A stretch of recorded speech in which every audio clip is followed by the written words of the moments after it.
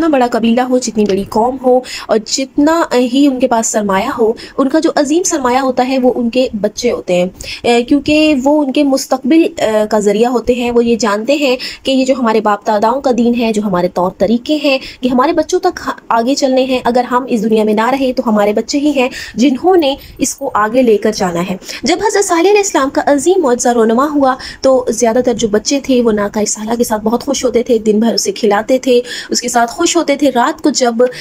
वो ऊँटनी दूध देती थी तो बच्चे उस ऊँट के दूध से जो है सैराब होते थे, बहुत ज़्यादा खुश होते थे और उन्हें फ़ायदा हासिल होता था। इस तरह से जो लोग थे वो ज़्यादा से ज़्यादा हज़रत सालेह अलैहिस्सलाम के पास आ रहे थे और उन पर ईमान ला रहे थे। इसके बरक्स जो वो लोग थे जो दुश्मन इस्लाम थे, दुश्मन दीन थे, उन्हें ये बात एक आंख नहीं बहा रही थी, ये बात उन्हें हज़म नहीं हो रही थी और अभी वो ये चाह रहे थे कि बस देर ही ना लगे, हम नाउज़ बिल्ला या तो मौजज़ा साला को ख़त्म कर दें या हज़रत सालेह अलैहिस्सलाम को ही ख़त्म कर दें, क्योंकि उन्हें अपने बाप दादाओं के दीन पर जो था वो ख़तरा लाहक हो रहा था। और उन्हें अब रोज़ ब रोज़ जैसे ही लोग हज़रत सालेह अलैहिस्सलाम पर ईमान लाते जा रहे थे तो उन्हें ये जो है परेशानी उनके लिए बढ़ती जा रही थी। तो उन्होंने हज़रत सालेह अलैहिस्सलाम और मौजज़ा खुदा को ख़त्म करने के लिए बहुत सारे मंसूबे बनाए। और वो मंसूबे क्या थे, ये तमाम इन्फॉर्मेशन आपको इस वीडियो में मिलेंगी। इसके लिए आप वीडियो को एंड तक लाजमी देखिए, चैनल को सब्सक्राइब करें और वीडियो को लाइक भी ज़रूर करें। रवायत में है कि जब हज़रत सालेह अलैहिस्सलाम का वो अजीम मौजज़ा रोनुमा हुआ और रोज़ ब रोज़ लोग जो थे हज़रत सालेह अलैहिस्सलाम के साथ आने लगे और पुजारियों को ये बात अच्छी नहीं लग रही थी, क्योंकि उनके बुतों के लिए ये बात सही नहीं थी, उनके दीन के लिए ये बात सही नहीं थी। तो कैसे न कैसे ख़बर जो है वो कौम समूद की जो मलका थी जिसका नाम मुल्काए था और वहाँ उस पर जा पहुँची, उस तक जा पहुँची। और जब उस तक पहुँची और उसे ये खबर मिली कि कुछ लोग हज़रत सालेह अलैहिस्सलाम पर ईमान ले आए हैं और रोज़ बरोज़ उनकी तादाद में खातिर ख़वा इजाफ़ा भी हो रहा है,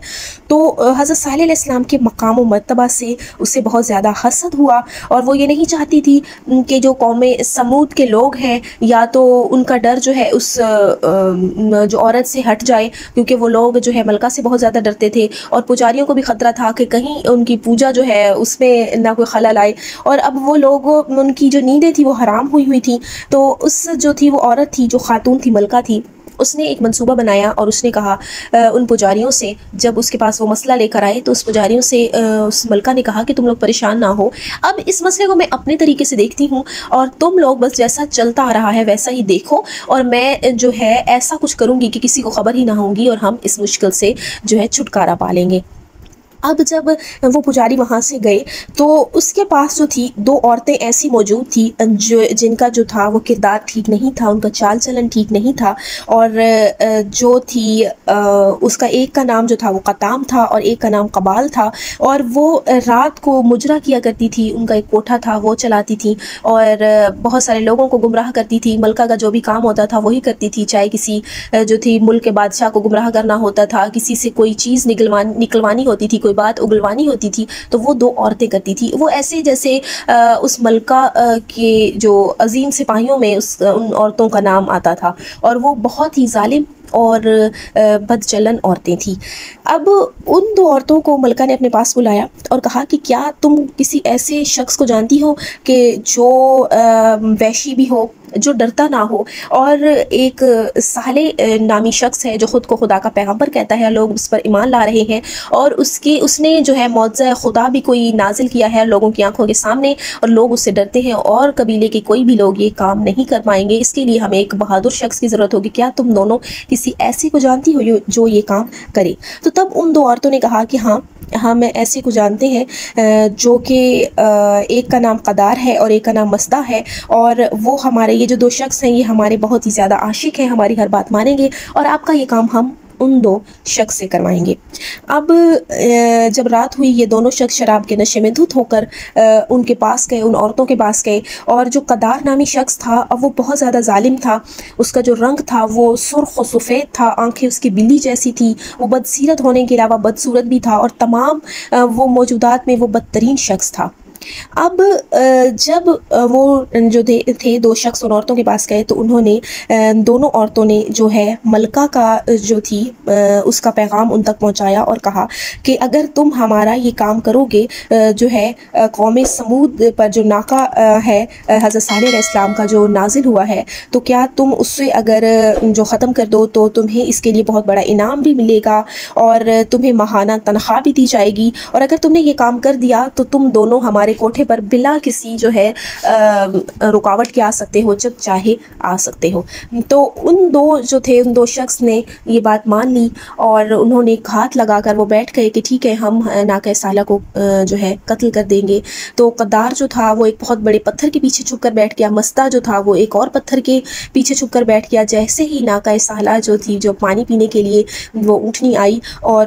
جیسے ہی آئی اور وہاں سے گزری جہاں سے وہ لوگ اس اونٹنی کا پیچھا کر رہے تھے اور چھپ کر بیٹھے تھے، وہاں سے گزری تو مستہ نے اونٹنی کی جو ٹانگ پر تیر مارا، جس کی وجہ سے اس کے پاؤں کے پٹھے کا کچھ حصہ کٹ گیا۔ اس کے بعد قدار نے اپنی کمان گاہ سے حملہ کیا اور اس کی پچھلی ٹانگ پر تلوار سے ضرب لگائی، جس سے اس کے پاؤں کا پٹھا مکمل طور پر کٹ گیا اور ناقہ جو ہے وہ زمین پر گر گئی۔ اس نے انتہائی غمگین فریاد بلند کی اور اس کا بچہ جو تھا وہ خوف زدہ ہو کر وہاں سے دوڑ گیا۔ اس کے بعد قدار نے دوسرا حملہ اس کی چھاتی پر کیا اور اسے نہر کر دیا۔ اس کے جو ہے شہر کے وہ جو تمام لوگ اس کے بعد وہاں پر اکٹھے ہو گئے اور ایسا انہوں نے کیا، اس کا گوشت ان دونوں نے ٹکڑوں ٹکڑوں میں تقسیم کر دیا اور لوگوں کو دے دیا اور لوگوں نے اپنے گھروں میں پکا کر کھا لیا۔ اب جب ناقہ کا بچہ پہاڑ پر چڑھا اور اس نے اس قدر جو تھی وہ فریاد کی، اس جو لوگ سننے والے تھے ان کے دل پھٹ رہے تھے، لوگ خوف کے مارے حضرت صالح کی خدمت میں حاضر ہوئے اور معذرت خواہی کرتے ہوئے کہا کہ ہم نے ناقہ کو جو ہے زخمی دیکھا، فلاں فلاں شخص نے قتل کیا، اس میں ہماری غلطی نہیں ہے۔ تو حضرت صالح نے فرمایا کہ اونٹنی کے بچے کو تلاش کرو، وہ کہاں ہے؟ اگر وہ صحیح صالح مل گیا تو امید ہے کہ تم لوگوں پر عذاب نازل نہ ہو۔ وہ لوگ جو تھے، یا جو کچھ لوگ تھے جن کے دلوں میں خوف تھا، وہ دوڑے پہاڑ کی طرف بچے کو تلاش کیا، دن بھر تلاش کرتے رہے لیکن وہ بچہ نہ ملا۔ اور جو تھا اب حضرت صالح علیہ السلام نے لوگوں سے کہا کہ بس اب بعید ہے کہ تم پر عذاب الہی نازل ہو، کیونکہ تم نے بہت بڑا ظلم کیا ہے۔ آج کی ہماری ویڈیو یہیں تک ہے، ہم اگلی ویڈیو میں جانیں گے کہ